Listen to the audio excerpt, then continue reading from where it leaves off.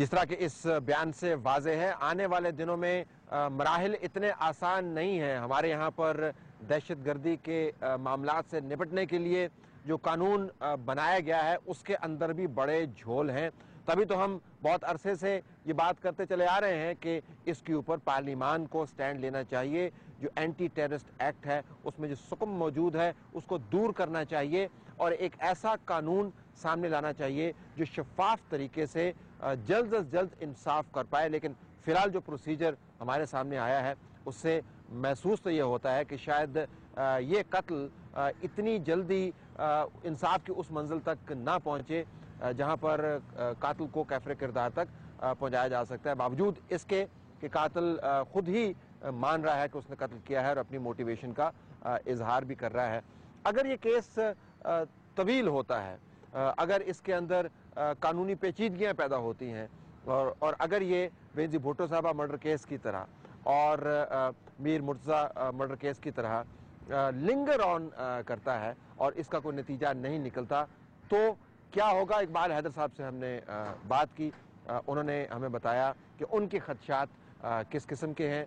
وہ کیا سمجھتے ہیں کہ اگر یہ کیس لٹک گیا تو اس کے مضمرات کیا ہو سکتے ہیں؟ کہ سلمان تاثیر صاحب کا بے ایمانہ قتل ایک یقیناً قومی سانیہ ہے، اور جس بے دردی سے اس قاتل نے کھلم کھلا دن دہاڑے انہیں قتل کیا ہے بے شمار لوگوں کی موجودگی میں، تو اس مقدمے میں تاخیر کا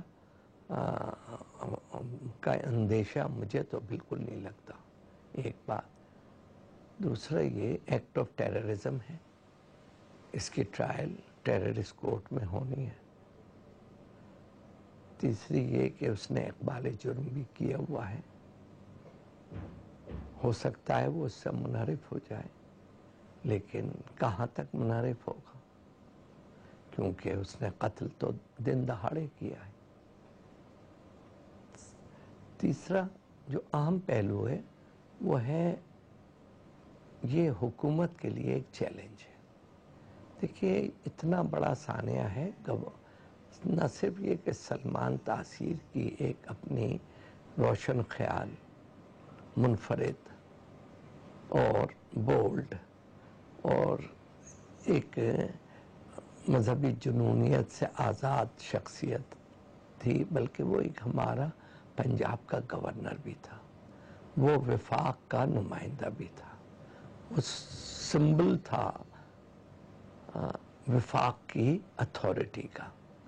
تو یہ تو وفاق کے اوپر بڑا چیلنج آیا ہے کہ آج وہ کس قسم کا میسج سلمان تاثیر کی شہادت کے بعد دیتا ہے.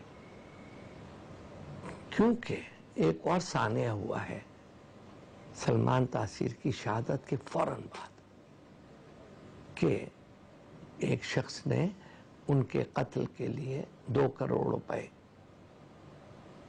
دینے کا اعلان کیا تھا اور لوگوں کو اکسایا تھا.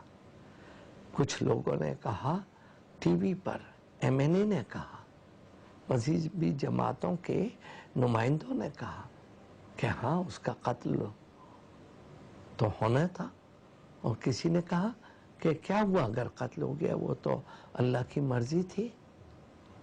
دیکھیے اس کو کنڈون کرنا کسی بھی لحاظ سے اور اس قتل کو درست قرار دینا ایک انتہائی خوفناک اور ناقابل قبول یہ فکر اور سوچ ہے. حکومت کا، اسٹیٹ کا فرض ہے کہ اس مکروہ، غیر شرعی، غیر انسانی سوچ کی بھی حوصلہ چکنی کریں اور ان تمام افراد کو جنہوں نے اس سلمان تاثیر کو قتل کرنے پر لوگوں کو اکسایا تھا، ان سب کو ایڈنگ اینڈ ابیٹنگ آف مرڈر میں شامل کرنا چاہیے. حکومت کو پیغام دینا چاہیے کہ یہ پاکستان اس طرح کے دہشت گردیوں کو، مذہبی جنونیت کو اور وحشیانہ رویوں کو برداشت حکومت نہیں کرے گی.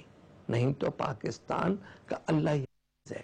ایک اور بات میں یہاں بتا دوں کہ نہ قاتل کو پتا تھا نہ قاتل کے حمایت کرنے والوں کو پتا تھا کہ آخر سلمان تاثیر نے کہا کیا تھا۔ اس نے تو قطعاً طور پر یہ نہیں کہا تھا کہ بلیسفیمی لا بلیک لا ہے۔